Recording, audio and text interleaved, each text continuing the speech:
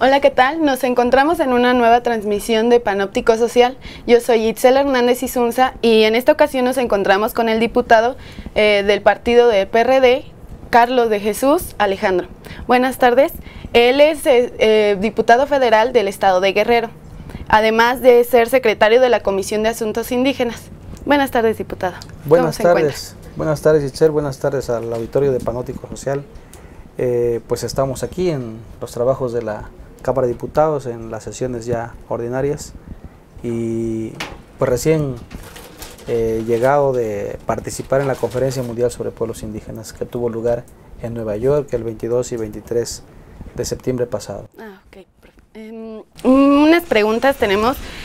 ¿Cuál es la importancia de la Conferencia Mundial de los Pueblos Indígenas, que como ya mencionó tuvo sede en Nueva York? Pues sin duda la importancia es que es por primera vez que se lleva a cabo un evento de esta magnitud en los trabajos de una Asamblea General de la ONU en el 69 periodo de esta Asamblea General, y llevar a cabo una conferencia mundial de este nivel sin duda es sui generis, es nuevo. No había tenido lugar un evento de esta magnitud en la sede de Naciones Unidas. Ha habido muchos espacios, instancias, organismos especializados donde se han abordado estos temas diversos. Año con año sesiona el famoso Foro Permanente para las Cuestiones Indígenas, que en su agenda incluye temas diversos relacionados con los derechos, con el desarrollo de los pueblos, pero no en una asamblea general con jefes de Estado o de gobierno y representantes indígenas de todo el mundo. Más de 250 representantes indígenas finalmente fueron acreditados para participar en esta 69 Asamblea General de la ONU. ¿Cuál es la participación de la delegación de México en la conferencia que hubo y qué importancia tuvo la intervención de Enrique Peña Nieto, el presidente de México? Bueno, hubo una delegación mexicana encabezada por el presidente de la República como titular del Ejecutivo Federal, así como la misión permanente o la embajada en Naciones Unidas, y también hizo asistencia la titular de la Comisión Nacional para el Desarrollo de los Pueblos Indígenas y el titular de la Comisión para el Diálogo con los Pueblos Indígenas de México, que depende de la Secretaría de Gobernación. Asimismo hubo una representación indígena acreditada como parte de toda esta delegación mexicana. Aproximadamente unos 7 representantes indígenas fueron acreditados y asistimos 4 legisladores, 4 parlamentarios indígenas, algunos del Senado de la República, 2 senadores y 2 diputados, la diputada Eufrosina Cruz Mendoza en su carácter de presidente de la Comisión de Asuntos Indígenas, el senador Eviel Pérez en su carácter también de presidente de la Comisión de Asuntos Indígenas del Senado, su servidor y el senador Isidro Pedraza. Creo que la importancia no solamente ha tenido nuestra participación y nuestra incidencia más allá de tener el cargo como parlamentarios indígenas, sino como representantes indígenas de México, junto con otras y otros compañeros que han venido dándole seguimiento a estos temas en el ámbito internacional. La incidencia no fue solamente en el marco de la conferencia, sino una serie de reuniones preparatorias. La Asamblea General de la ONU en el 2010, en su periodo del 2010, fue cuando adoptó y aprobó en su resolución la realización de esta Conferencia Mundial sobre Pueblos Indígenas, a realizarse en septiembre de 2014. Durante todo ese periodo de casi 4 años, tuvieron lugar un sinfín de reuniones preparatorias, algunas regionales en América Latina, en Asia, en África, algunas de los caucus como los jóvenes indígenas, las mujeres indígenas, los discapacitados, algunas de alto nivel también, como una que tuvo lugar en Alta Noruega, algunas reuniones nacionales como el caso de México. Llegamos a convocar varias reuniones de carácter nacional con representantes indígenas, y hubo también una serie de reuniones del Foro Permanente que en el mes de mayo sesionaron año con año también, donde se aportaron temas, recomendaciones respecto a que a abonarle a algunos de los primeros borradores que empezaron a negociarse, que empezaron a consensarse, para efectos de que ya en los trabajos plenos de la conferencia se llegara con un documento final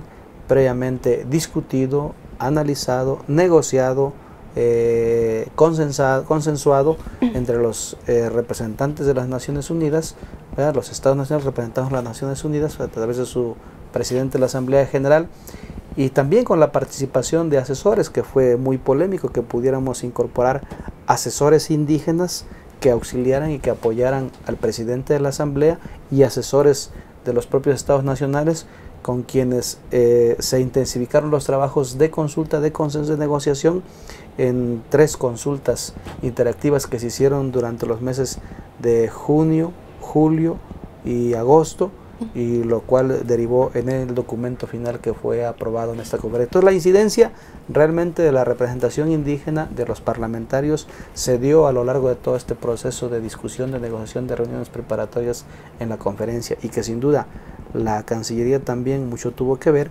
la Cancillería mexicana, que ha sido acompañante de todos estos procesos con los pueblos indígenas del mundo, pues el hecho de que haya incidido también en el pronunciamiento y en el discurso final y oficial del titular del Ejecutivo, ¿no? De acuerdo a lo que trató esta conferencia, ¿usted me puede dar algún resultado de lo que se desató en el resultado de la conferencia de los pueblos indígenas? Sí, sin duda un resultado importantísimo fue el documento final, que ya es público, ya está en la página de las Naciones Unidas, el documento A/69/LI del 15 de septiembre, que ya se encuentra en las distintas versiones de distintas lenguas indígenas, que fue aprobado. Y en este documento finalmente se superó las acciones meramente declarativas que existían en el primero o segundo borradores que se estuvieron negociando, consultando, y pasó a ser un documento con acciones más afirmativas, un documento que también contempla más acciones, ¿verdad?, encaminadas en acciones para darle cumplimiento y plena vigencia a la Declaración de Naciones Unidas sobre los Derechos de los Pueblos Indígenas.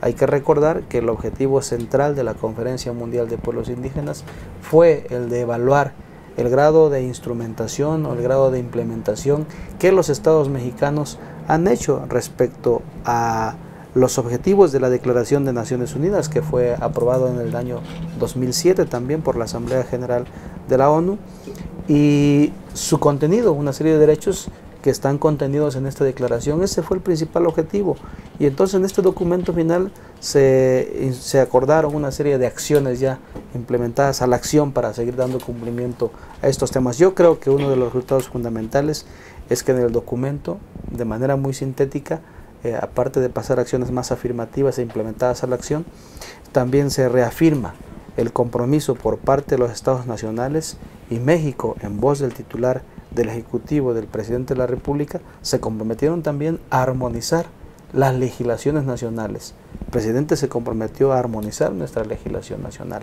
y el tema de la armonización no solamente tiene que ver con reconocer algunos de los derechos que ya están consagrados en otros instrumentos de carácter internacional, sino también avanzar en una serie de leyes secundarias, que para el caso de México también se hizo el compromiso de avanzar en la Ley General de Consulta, a propósito ahora no solamente de medidas legislativas o administrativas que se instrumentan, sino también entre los grandes proyectos o megaproyectos que se pretenden instrumentar en México, particularmente en territorios indígenas, no solamente con los proyectos eólicos, los proyectos hidroeléctricos, sino ahora también con la industria extractiva, con las empresas mineras, y amenazante está también las empresas transnacionales ahora, después de la reforma energética, con los recursos energéticos, que muchos de estos recursos yacen sobre territorios y comunidades indígenas, ¿no?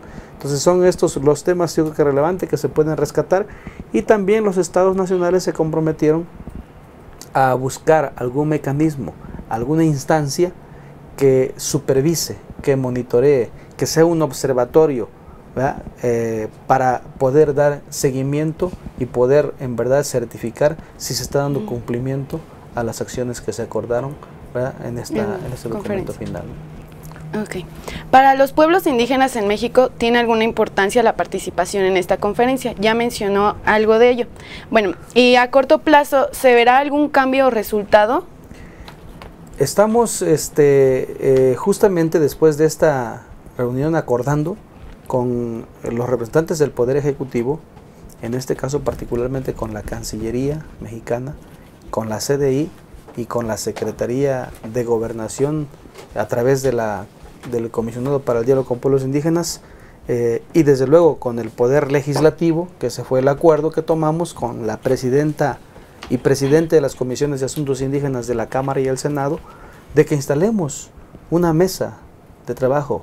Nosotros presentamos un punto de acuerdo en meses pasados para efectos de que se instaurara, que se creara un consejo redactor plural e interinstitucional donde estemos todos los actores políticos, donde estén los poderes desde luego, donde estén los distintos grupos parlamentarios también representados en el Poder Legislativo y desde luego invitar al Poder Judicial a través de la Suprema Corte de Justicia de la Nación a propósito de que ha emitido una serie de protocolos, entre ellos el protocolo para quienes procuran e imparten justicia en pueblos indígenas, para que consideren este marco jurídico internacional, sobre todo el establecido en la Declaración de Naciones Unidas, pues que nos sentemos, ¿verdad? Y hay el compromiso de que podamos avanzar. Creo que está la coyuntura, está la posibilidad, está la oportunidad, solo falta un poco de voluntad política para efectos pues de saldar este pendiente, de reformar nuestra Constitución, de reconocer derechos que quedaron pendientes en la reforma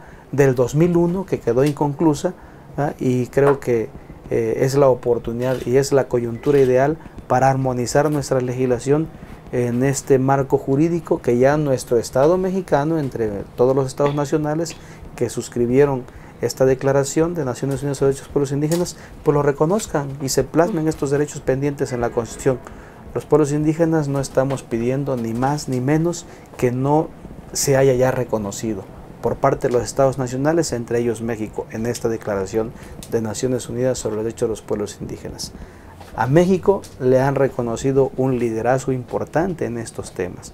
Los estados nacionales, incluso el discurso del presidente, estuvo apegado a todo este posicionamiento, a toda esta avanzada, a todo este discurso que reivindican las demandas y aspiraciones de desarrollo de los pueblos indígenas, ¿verdad? En este marco internacional.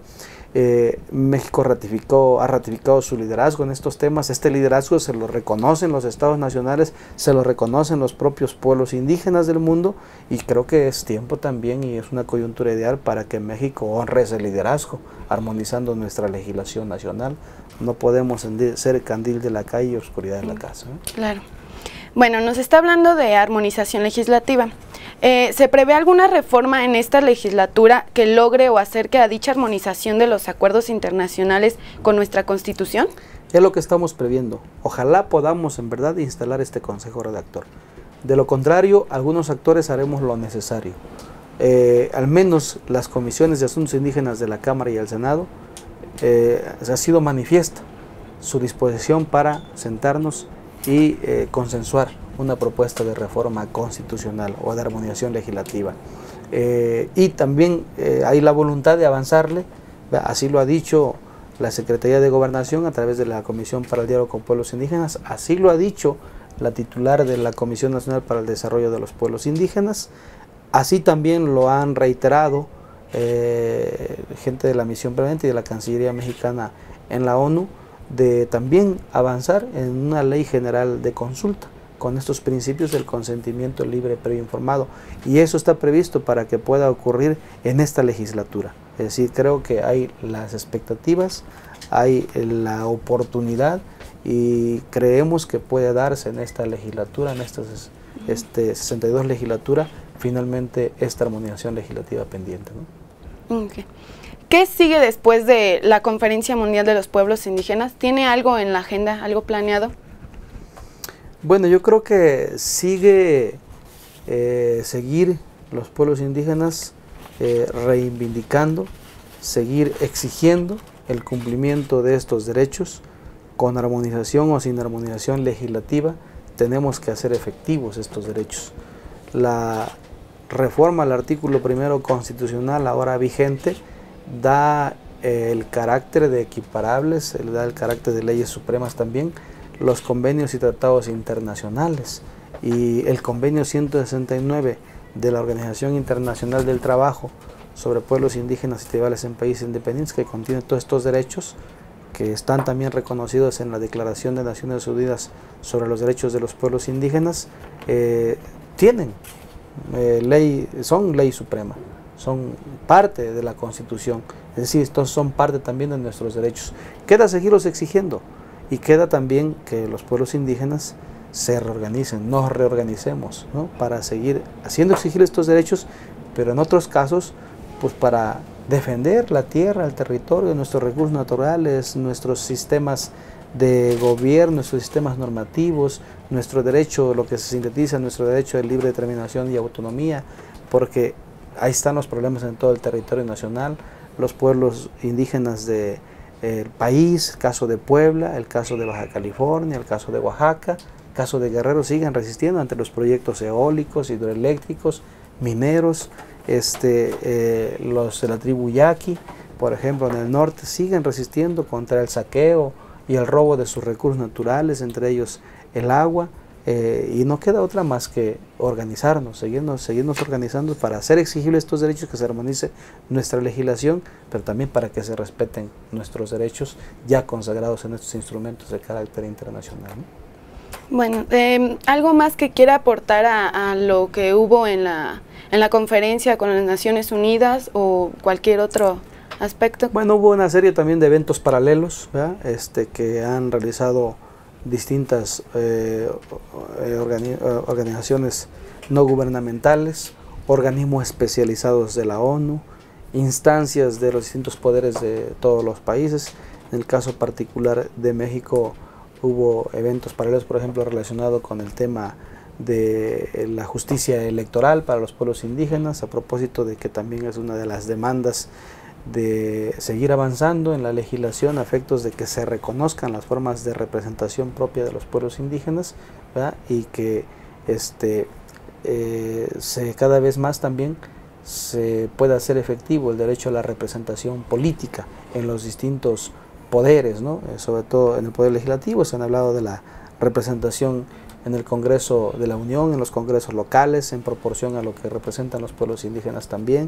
Se ha avanzado con los migrantes, no así con los pueblos indígenas.